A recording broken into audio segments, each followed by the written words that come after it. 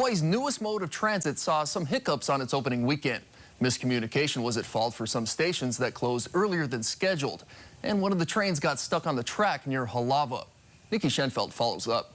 Track 1, train to Kualakai, East Kapolei. Skyline was busy on Sunday as people took advantage of free fares through July 4th. It was nice, actually. A little wobbly, but it was nice. The AC was nice and cool. It was fun. It wasn't too crowded. Just like seeing the landscape of like Kapolei and Ewa Beach, like having a different perspective was really nice. It was good. It was really nice and clean, but the stops were kind of jerky, and I'd say it could be a little smoother, like it's a little bumpy. The majority of riders say they're having a great experience so far on Skyline. However, there are still a few kinks that need to be worked out in the train and also at the stations.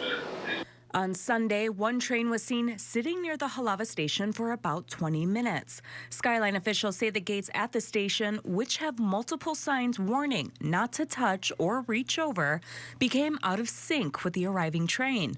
All trains are designed to remain in place to ensure if gates cannot open, passengers cannot exit, fall, or injure themselves on the tracks. Officials say the train was switched into manual operations and the passengers returned to the station safely. On the ground, some say lack of signage made things confusing, and they were concerned about lack of sidewalks near parking lots. And most believe the ride was a little rougher than anticipated. It forces you back like this, and you could lose your balance, so you have to hang on. Otherwise, there's possibility that you will fall.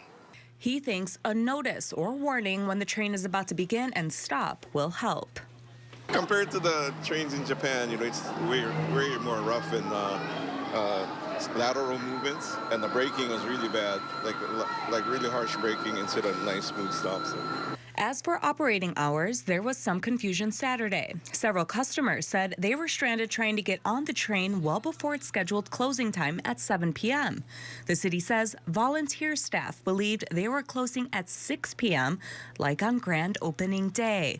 We're told the staff is now aware of the operating hours, but still advised not to take trains that depart near 7 p.m., as they will not likely be able to return to the station that they started. Other passengers can't wait for the rest of the line to be completed and wish hours would be open longer.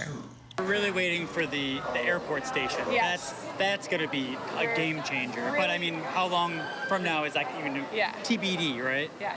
Nikki Schenfeld, KHON2 News, working for Hawaii.